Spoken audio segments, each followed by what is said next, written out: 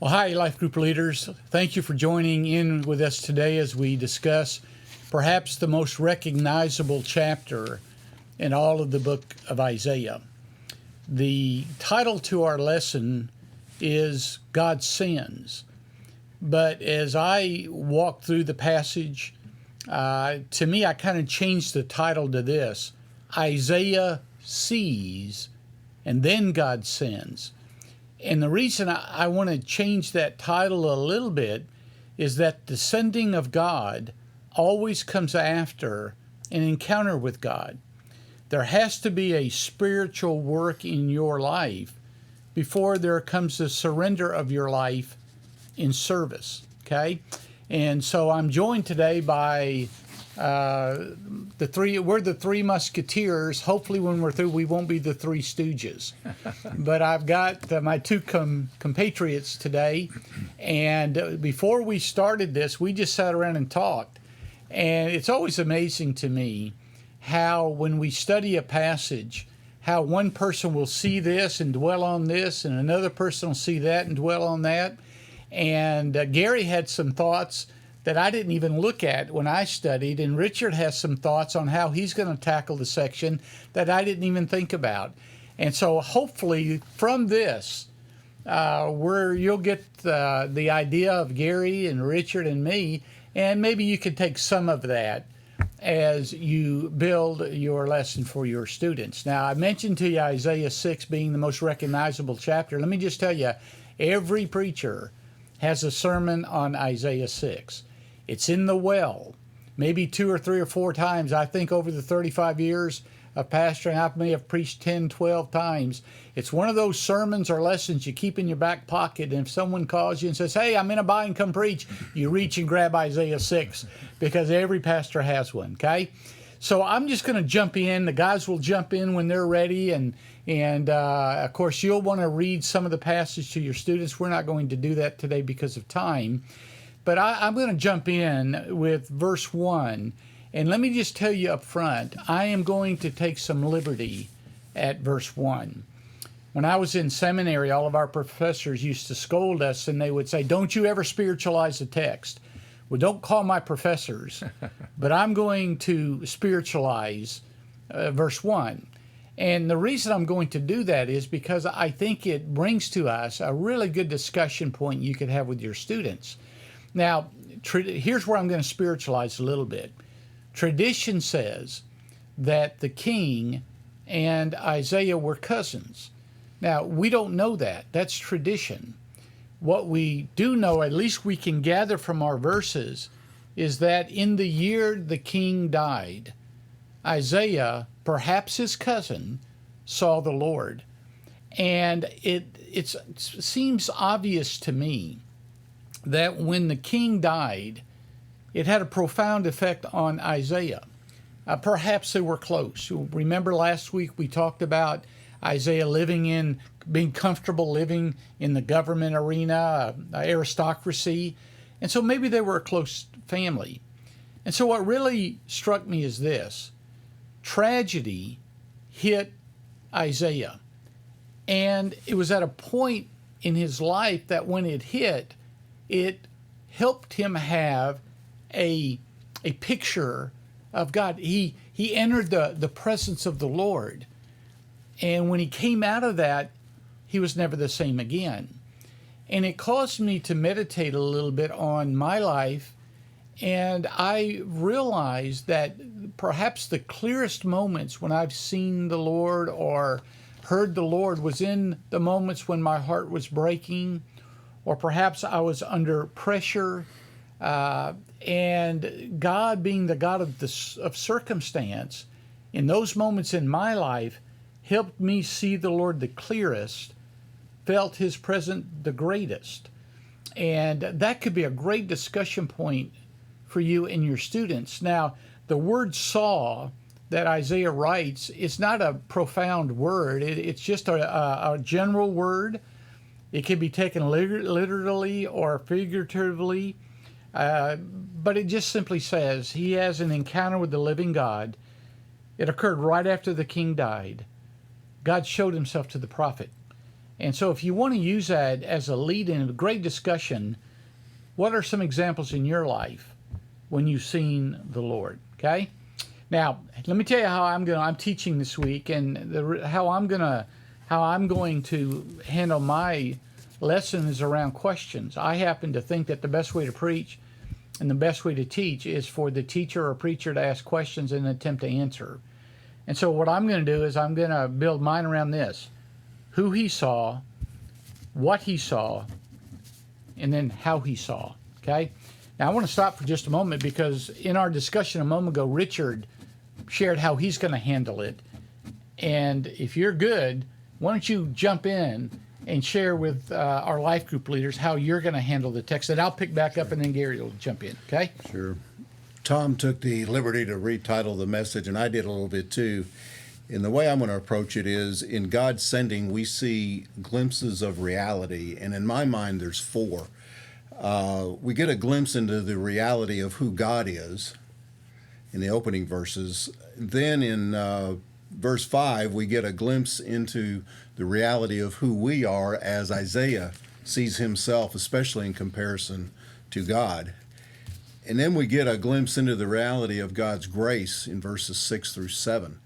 After Isaiah pronounces woe on himself, he's totally undone, ruined. And that's really what that little word means. We kind of use it cavalierly sometimes. We say, woe is me, or something like that. But it really it's a three-letter word with a really, really deep meaning. But in spite of that woe that Isaiah pronounced on himself there in verse 5, in verses 6 and 7, we see God's grace.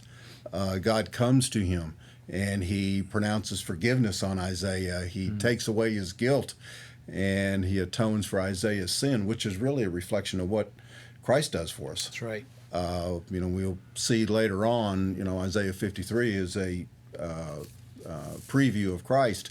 And we see that also in this chapter as well. And then the fourth reality, or the fourth glimpse, I should say, is into the reality of serving God. And I won't go into great detail till we get further in here, but in verses 8 to 13, we see that it's going to be lonely. We see that not everybody's going to repent. And therein lies the message that it is not ours to worry about the results, but to go. Amen. And so anyway, that's the basic. There's four glimpses of who God is, who we are, the glimpse into the reality of God's grace, and a glimpse into the reality of serving God as we answer the call, as Isaiah did. So what a great way to build your lesson, if that's the way you want to go with it. Really good. Gary, anything before I jump in? Yeah, I always like to kind of review a little bit from like last Sunday, and I was reminded of where we ended at last Sunday's lesson when chapter 1, verses 19 and 20 starts with a little two-letter word, if. If you're willing and obedient, you will eat the best of the land. That's God's blessing. But if you resist and rebel, you will be devoured by the sword. So the people were given that choice. We can kind of reflect back on last Sunday, then look at today and see they obviously chose to rebel and be disobedient. And so you see some of God's judgments, I guess, on them as they kind of get the consequences of those decisions. Good. Okay, well, forget their outlines. We're going to follow mine.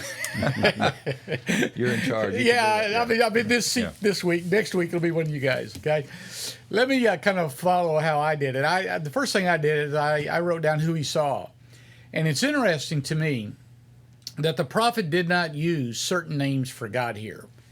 He did not use the name Elohim, which denotes the creative power of God. He could have, but he chose not to. Nor did he use the name Jehovah, which is the covenant or relationship name of God. Could have, but he chose not to. He used the word for God, that is the word Adonai. Now, often that word Adonai is used because the name Elohim, even Jehovah, is too holy to be used, and the people wouldn't do that.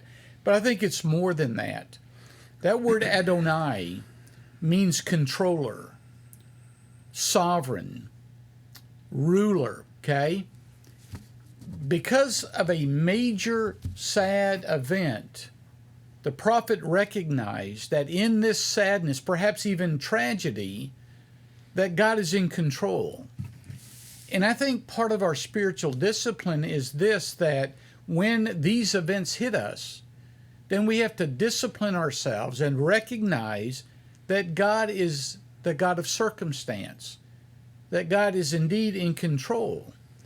And when sadness hits us, it helps us to acknowledge God. He is the God of overruling circumstances. And what a great time for us to be reminded of that. And so I just jotted down some things on who he saw, okay? You guys jump in at any time. I'm going to follow my outline, and when you grab something, just interrupt, okay? In Jesus' name, okay? All right, secondly, not only who he saw, but what he saw. And this vision of God that Isaiah saw changed his life. And my hope is for you as a life group leader and for your students is that all of us have had some kind of a similar experience spiritually in our life, that we are in the presence of God. We never come away from that presence the same. When you see God spiritually, you see him in his awesomeness. I was reading this week as I was studying where one pastor said it this way: it takes the eyes of the soul to see God. It takes the ears of the heart to hear God. To those that are blind and to those who are deaf, he can't be seen, nor can he be heard. Now, the seraphim obviously did, and seraphim were probably the highest order of angels, and they realized the majesty of who God is. Years ago, there was a great preacher. His name was F.B. Meyer. And I was reading what he wrote on this passage, and I believe he took some spiritual liberty like I did at the beginning.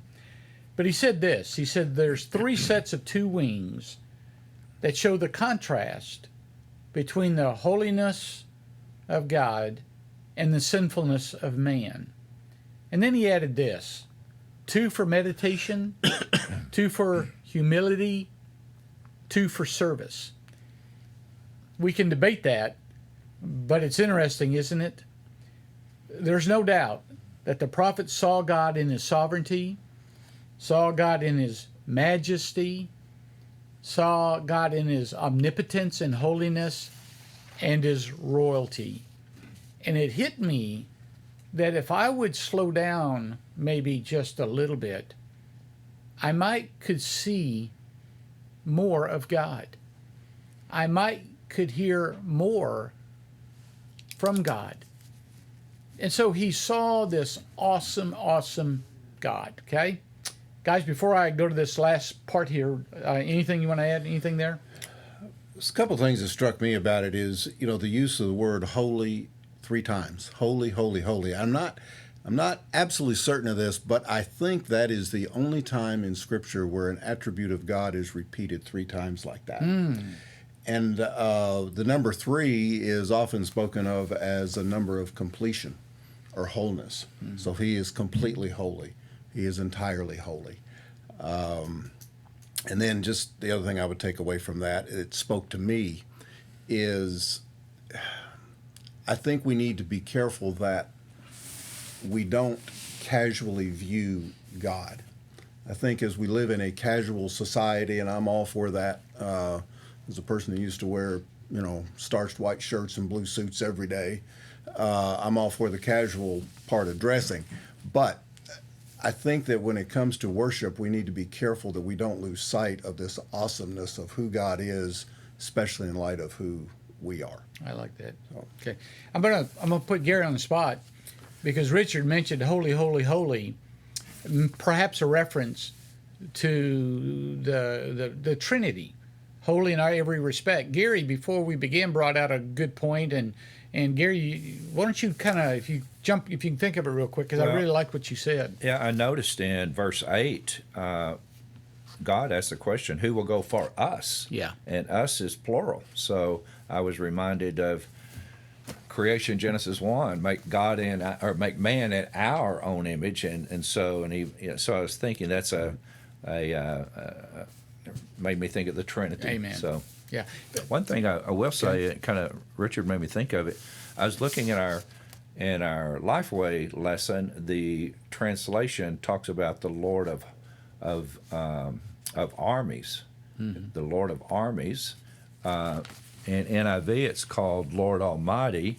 Some of your translations may say Lord of Hosts. Hosts, yeah. So it's kind of interesting the different, and I don't know the word there that was translated one versus the other, where it's armies, host, or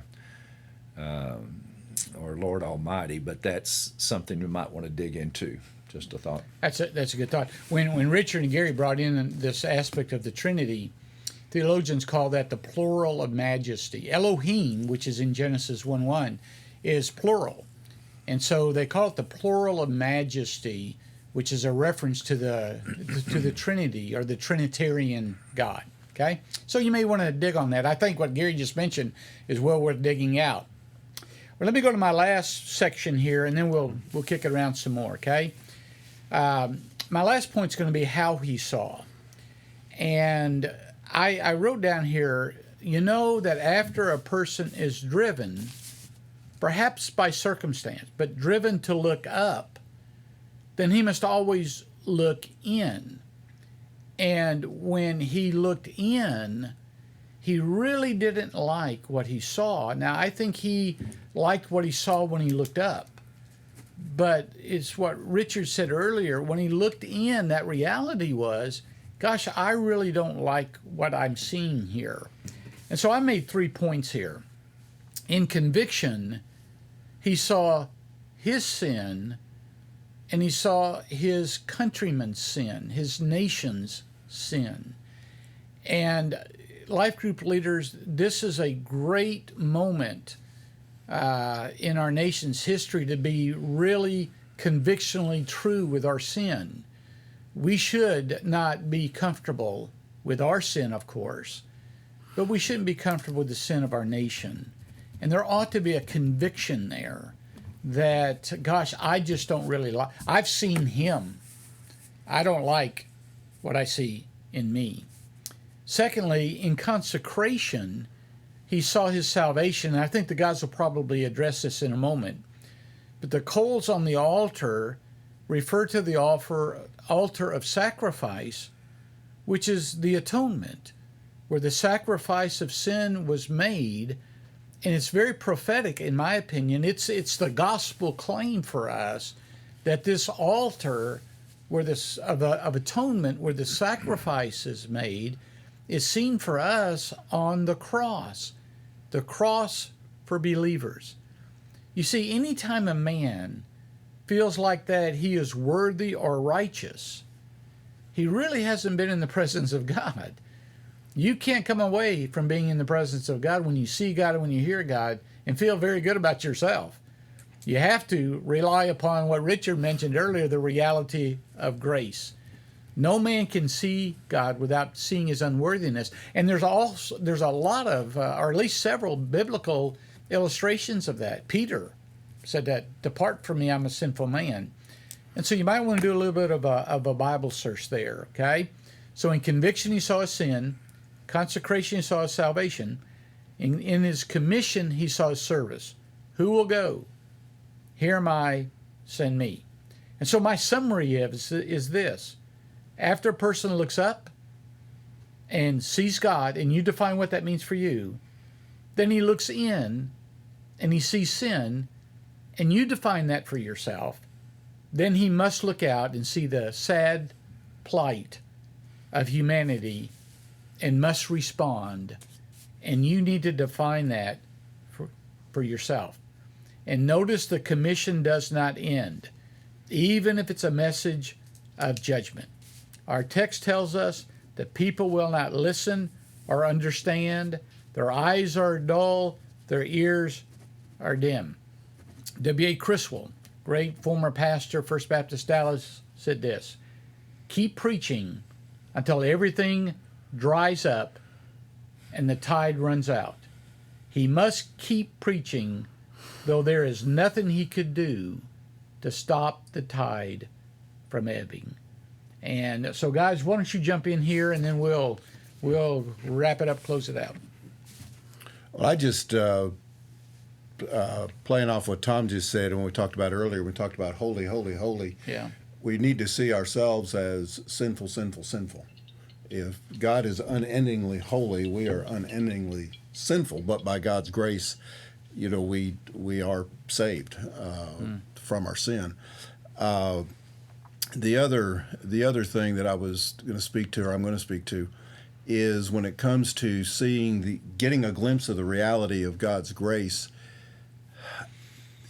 It's difficult sometimes to look in and see our sin, feel our sin, and know our sin for what it is, and not compare ourselves to somebody else. I've always wondered who is at the end of that list, by the way, that they can't compare themselves to anybody else because they're the worst. But my point is that next to forgiveness, really showing us our sin is the most gracious thing that God can do, to see us as we are. Otherwise, we don't see Him as He is and see our need for salvation. So, that's a work of God. That, in that He shows us holy grace, holy mercy, and of course He grants us holy faith.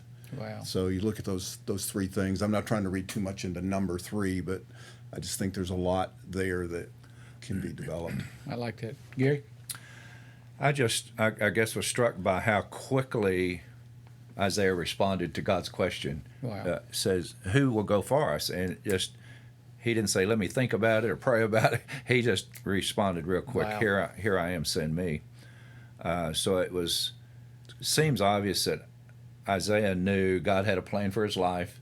He was God's spokesperson. He was the prophet. He was the mouthpiece to deliver. Now, the news wasn't so good that he reminded them they were disobedient, did not choose to follow him, but regardless of their reaction to the news, he was the one to deliver the news. That's and good. So I thought of that he was real quick. And then that last part I'm glad you of 13, even though the land is burned and the people we know are overthrown, and there's this remnant. I wrote remnant, kind of the word that came to mind. The holy seed is in the stump. Yeah. And like when I cut down a tree in the backyard next spring, here comes some sprouts. There's still life left. So God is going to, I think, continue that through all the way back to the covenant, all the way through. There's still going to be a holy seed of people that God's going to have His blessing on. So, and Gary brought that out before we started our recording, and I didn't even look at that in our text and dwell on it at all. And man, I just love that Gary did that, because in every judgment there's always hope. And it talked about the stump remains when it is felled. And as he was just sharing that, it dawned on me a year or so ago, Paul and I had planted 2 crepe myrtles in our flower bed at the front. And, those things grow, and it was getting on the house, and I hated it. And I kept trimming it back, and it kept growing on the house. So finally, I cut it all the way down. And I was going to try to remove that stump, but if you know anything about crepe myrtles, I understand the roots go everywhere. It would tear up the whole yard, and so I cut it down right at the bottom of the ground, and it wasn't long before things started shooting up. So I still have to keep clipping them. Finally, I just put something on top of it, thinking that'll stop it. Now they're growing around the side, and what a beautiful picture of hope for us. Yeah. My gosh, as bad as it is, there's always going to be the people of God. There's always going to be, as Gary said, the remnant. God never gives up on us. He never gives up. Our call, our challenge to you as life group leaders, and for you to your students, is be the remnant. Be that person that no matter how the winds may blow, no matter how hot and hard it may get, we are still the people of God. I'm going to close my lesson with these words. Joshua said, as an old man, not a young man, Joshua said, you choose this day who you're going to serve. I already have chosen. Me and my family, we're going to serve God. So what a great way, I think, perhaps you could end your lesson on. Okay? Well, guys, thank you. Next week, we're going to be, I think Ken Gaines is going to be here with me and talk a little bit about the lesson. By now, you probably have received an email from Leanne. that we're looking to get our class kicked off with our lessons. Of course, you have options. You don't have to be here at 9:30. You can meet anytime you want. We want to accommodate you. And so we need to hear from you about when you and your life group would like to meet, where you'd like to meet, when you'd like to meet. And if you plan on meeting here at church at 9:30, be sure to let Leanne know that so that we can accommodate a room big enough for you and your life group. And so we're here to try to serve and help. Help us do that, okay? Well, listen, thanks for tuning in. God bless you. See you Sunday.